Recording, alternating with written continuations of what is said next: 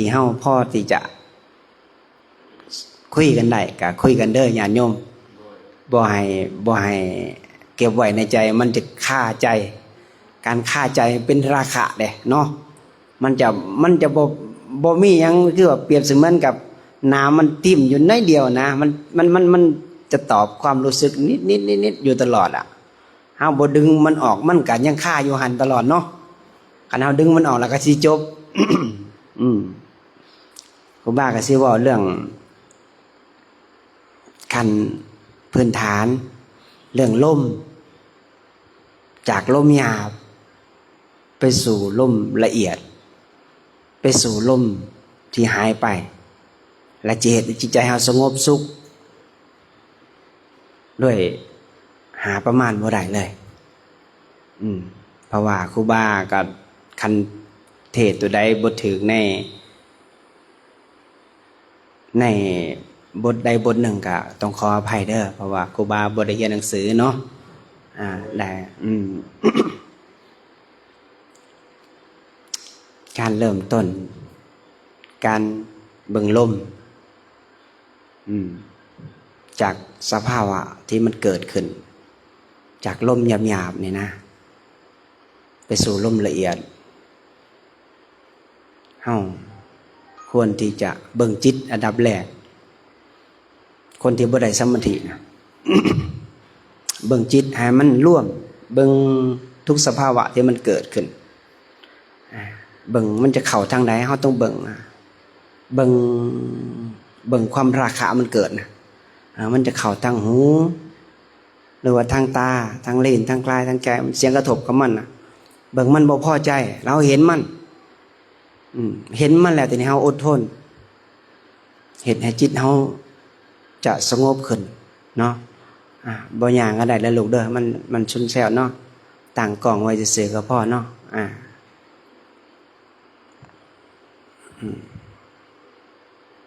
ได้สามเณรเป็นแอดมินครูบาก็จะหาแอดมินอยู่ใครสนใจไปเด้อเหลือเวลา 7-8 เดือนเท่านั้นได้ ถ้าไปสืบต่อกันได้ครูบาจะจบคำอธิษฐาน3 ปีครูบาก็จะเหลืออยู่7 เดือนในการอธิษฐานจิตของครูบาคันครูบาจบคำอธิษฐานแล้วคือการปรารถนาของครูบาคือสิ้นสุดการปรารถนานะก็สิ้นสุดคือว่าหมดกำหนดแล้วเฮาก็จะปล่อยว่างไปตามเส้นทางที่เฮาเคยย่างเคยย่างมาไปคือเก่าแล้วว่าอาจารย์เคยย่างไปตามดงตามป่าไปตามเฮือนคนทุกข์คนยากไปอนุเคราะห์เฮือนนั่นเฮือนนี่ไปเรื่อยๆไปเรื่อยเปื่อยบิณฑบาตสันมีก็สันบ่มีก็อดไปเรื่อยๆคำใส่นอนหันเขาพรรษาแล้วจังสิเลือกจะทานทีหลังจากจบการอธิษฐานจิตนี่แหละหาจังหวะมีหม่องใดมื้อนี้ถือว่าดวงดีโชคดีครูบาได้มาคือว่ามีพอเพิ่นโทรหาเพิ่นว่ามาสนทนาธรรมอยู่ญาติธรรมอยู่ในครูบาก็ดีใจมาหาปากเพิ่นมาครูบาก็อยากสนทนาธรรมคือกันเนาะเฮาเคยสังเกตบ่ญาติโยมเคยสังเกตว่าเป็นหยังเฮานอนบ่หลับไผสังเกตตัวเองเนี่ยเคยนอนบ่หลับคมจะได้ก็บ่หลับย้อนหยังย้อนลมเฮาบ่ละเอียดลมหยาบเมื่อลมหยาบเลยเฮ็ดให้จิตเฮาฟุ้งหัวใจเฮาเต้นและเฮ็ดให้เฮาบ่หลับและเฮ็ดให้เฮาเป็นโรคประสาทย้อนหยังย้อนว่าจิตเฮามันมีแต่ราคะตัณหาเฮาต้องพยายามเบิ่งจิตเบิ่งมันเต้นมันสั่นมันไหวมันพอใจมันบ่พอใจเบิ่งมันเวลามันโทสะเวลามันโมหะเวลามันเกิดความโลภความหลงเวลามันเกิดหยังเฮาเบิ่งมันเฮาอดทนเวลามันบ่พอใจเนี่ยมันเกิดเหตุหยังถึงบ่พอใจย้อนหยังย้อนความคิดหยังคือความคิดบอดี้มันเหตุให้มันบ่พอใจแล้วเกิดเหตุให้มันเกิดเศร้าหมอง มันจะคิดยังก็แล้วแต่เรื่องปฏิฆะเรื่องยังเรื่องบ่พอใจเรื่องยังทุกสิ่งทุกอย่างมันเกิดจากเหตุตัวนี้ที่เหตุให้เฮาเป็นทุกข์ต่อคู่มือนี่นะเหตุให้เฮาหาเหตุผลที่ออกจากทุกข์บ่ได้ถ้าเฮาไปเจอเหตุตัวนี้นะแล้วเฮาอดทนนะอดทนขันติไว้มันเกิดยังขึ้นมันบ่พอใจกับเบิ่งมันพอใจกับเบิ่งมันเฮาต้องไปซอกหาตรงมันพอใจเหตุหยังเฮาไปถามไปสืบมันเข้าไปเหมือนกับตำรวจจี้โจรจริงที่พอใจเขาเมื่อกับตำรวจจี้โจรเขาไปถามหาสอกหาวิธีตัวนั้นถ้าเขาเจอมันแล้วมันสิสว่างขึ้นและเฮ็ดให้จิตใจเขาสงบลงและเฮ็ดให้เห็นลมละเอียดได้เห็นบ่เวลาเขานั่งปุ๊บเนี่ยนั่งปุ๊บเข้าไปหลับตาปุ๊บเนี่ยความคิดลุ้มเขาเลยทั้งสายทั้งขวาลุ้มเขามาเลยหัวใจเขาจะเต้นตึบตับออกห้อนเลยเมื่อออกห้อนปุ๊บแมงวันเนี่ยยังมาบินทางหนาเฮาก็จะออกเลยจะฟุ้งซ่านออกทันทีเลยเวทนาลุ้มเขาปุ๊บมันส่วนออกหนังยังหลายเฮาก็ออกจากสมาธิเฮาขาดความตั้งมั่นเมื่อขาดความตั้งมั่นแล้วเฮาสิบ่เห็นลมละเอียดเมื่อเฮาบ่เห็นลมละเอียดเฮาก็บ่เข้าไปสู่ลมที่ว่าลมหายไปเฮาจะเข้าสู่บ่ได้หลักจิตเฮาสิบ่สงบตัวนี้เฮาต้องเห็นเบิ่งลมเบิ่งทุกซอกทุกมุมดึงลมมันเข้าฮอดส่ำใดมันเข้าฮอดปอดมันจะบวมขึ้นเข้าฮอดหน้าอกเข้าฮอดคอเข้าฮอดกลางดังเข้าฮอดปลายดังมันจะหายไปดึงไปนี่ดึงยาวๆนี่ดึงไปปล่อยออกดึงเข้าปล่อยออกถ้าเฮาดึงไปจนมันสิ้นนะเฮาจะเห็นเลยลมเนี่ยเห็นลมเป็นแท่งเลยนะแท่งสีขาวเลยถ้าผู้ใดเห็นลมเป็นแท่งสีขาวนั่นนักเลงสมาธิแน่นอนถ้าเกิดว่าเฮาไปยุ่งกับเรื่องความคิดนะเฮาจะบ่เห็นลมเฮาบ่ต้องไปสนใจความคิดเนี่ยมันจะคิดยังก็แล้วแต่มันจะลุ้มเขาแบบใดก็แล้วแต่บ่สนใจมันสนใจลมอานาปานสติดึงลมอย่างเดียวความคิดมันจะคิดฮอดใสก็แล้วแต่มันจะคิดฮอดบ้านก็แล้วแต่มันจะคิดบ่ดีก็แล้วแต่คิดอกุศลก็แล้วแต่ปล่อยมันหมอนี่ถือว่าหมอเป็นคนพาลเป็นคนบ่ดีเป็นคนคิดอกุศลเป็นคนที่ก่อเรื่องก่อเหตุให้เฮาทุกข์ใจมาตลอดเพราะว่าความคิดนี่นะมันเฮ็ดให้เฮาเวียนว่ายตายเกิดหลายภพหลายชาติถ้าไผเสือว่าความคิดตัวนี้เป็นของเฮาผู้นั้นก็จะเป็นคนทุกข์ตลอดไปจะออกจากความทุกข์นี้บ่ได้แน่นอนความคิดเนี่ยมันเป็นม่านยามันเป็นพญามารครูบาเค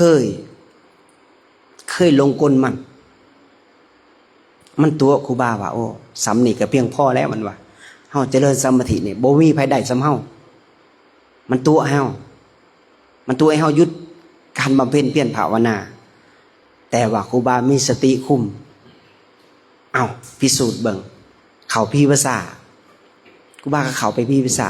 3คืนแรก4คืนแรก5คืนแรกคืนที่7ครูบาจะได้เห็นมันโอ้มันคอยเด้มันคอยออกคอยเข้าหมอนี่นะความคิดตัวนี้นะแล้วครูบาเมื่อ7คืน17คืนครูบาอยู่ในพิวสาครูบาจะได้เห็นมันทุกซอกทุกมุมและครูบาเดินเก็บมือที่17ครูบาเก็บโกดออกครูบาเดินขึ้นภูว่าควายจอมภูว่าควายเพียงผู้เดียวไปปรากฏอยู่ภูว่าควายแล้วครูบาจะคู่ว่าจิตดวงนี้นะเวลาที่อยู่เนี่ยรวมคนหลายๆเนี่ยมันจะหลอกเขาได้มันมีประหมน่วม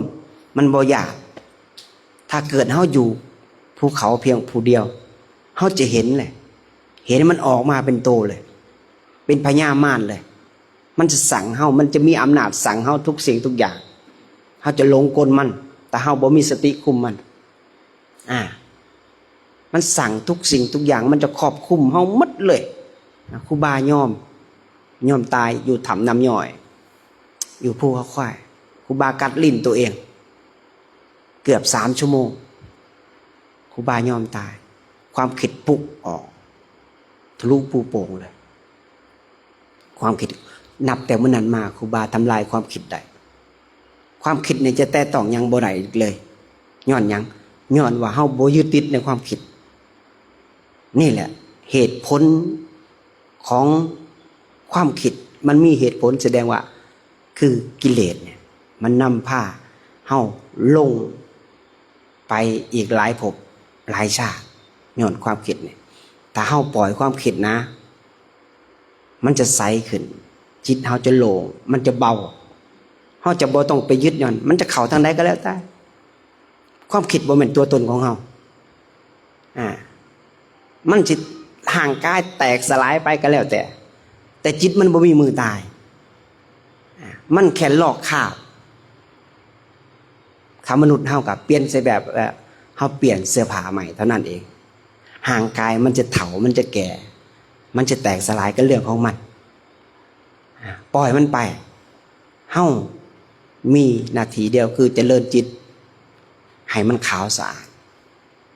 ให้มันเบาบางจากกิเลสที่สุดเฮาถึงจะหลุดพ้นได้ถ้าจิตเฮายังมีเรื่องข้องค่าในจิตในใจยังมีราคะยังมีความอาฆาตพยาบาทยังมีความเบียดเบียนยังมีความอิจฉายังมีความบ่พอใจยังมีราคะเขาเอิ้นราคะเห็นว่าเวลามันเกิดขึ้นน่ะมันจะบ่มีรอยยิ้มเฮาจะยิ้มบ่ออกมันจะบ่เบิกบานมันจะมีติดอยู่ในใจคึกอยู่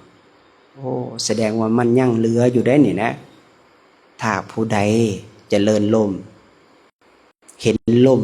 ผู้นั้นจะเห็นจิตตัวเองเห็นความคิดทุกซอกทุกมุมเฮาจะเบิกมันเกิดขึ้นทางใดเกิดขึ้นทางตาถ้าเฮามีสติคุมนะมันจะหายโดยที่ตาแหละจะบ่ยึดเมื่อบ่ยึดแล้วจะบ่ถูกมันเข้าทางหู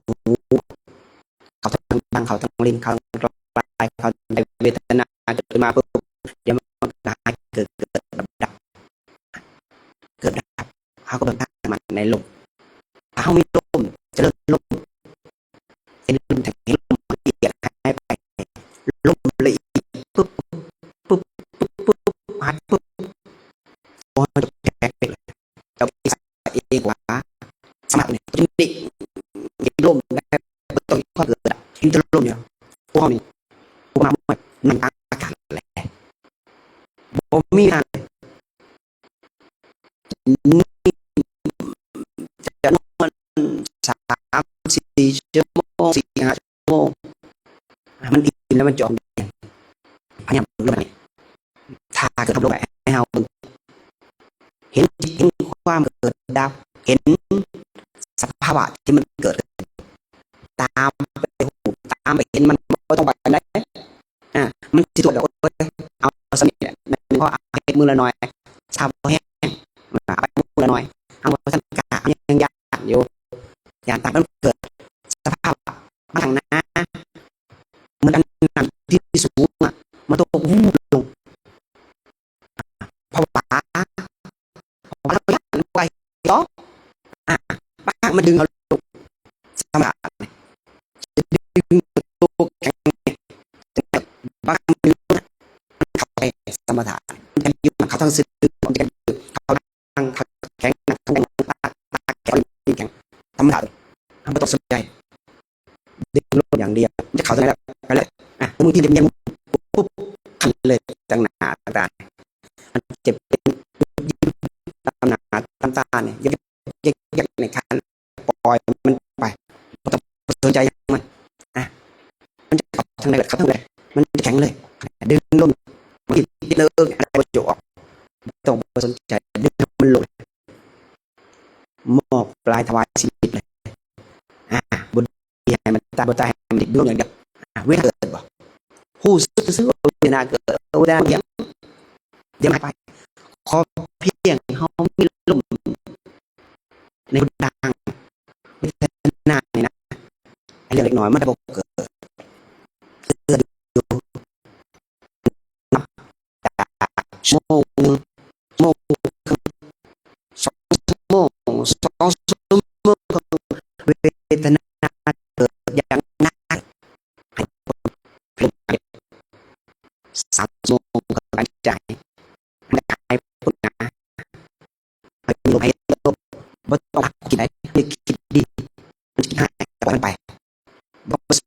สนใจลงเดียว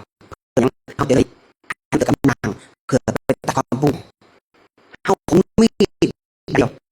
บ่สนใจอื่นมันจะยังเรื่องดียังมาปล่อยเจ้าจะไปสนใจมันปล่อยมันไปที่จะมอนิเพื่อนที่สุดไปที่ถ้าเราจะกินหลักส่วนที่คนส่วนที่คนที่ร่างนั่นแหละคือออกมามองความคิดมองว่ามองแต่ส่วนเรื่องสายส่วนมีคำตอบที่ทำจะถามคำถามต่างๆนานาสงสัยว่าคำสอนช่างสิย้อนย้อนมันเหตุผลขึ้นมาเพื่ออยากหนังสมปฏิเพื่ออยากปฏิบัติอยากกินง่ายๆนอนง่ายก็สามารถได้รางวัลแบบว่าที่บนนะเห็นนะมองคนภาคถ้าผู้ท่านมันนะผู้ท่านความคิดเฮาบ่ต้องบ่สนใจเลยดำทีมเป็นผู้พาไปสักขอทับเจ้าคือเป็นมันบ่แต่งต่อเอาไปลงจบคันนึงนั่งบ่ได้เฮาเปลี่ยนอริยบท30นาทีสงบหนึ่งสงบบ่สงบ2 ชั่วโมง3 ชั่วโมงไปจนมันสงบเฮาค่อยหลังเนื้อตัวให้มันเย็นสบายไปหาหมูมันลงอย่านั่งถ้านั่งหมูเขาจะมีบริลมหน้าออกลงเลยนั่งเป็นลมปอดตะลมปอด4 บาทมันบริลมเข้าลมดึงเข้าไปดึง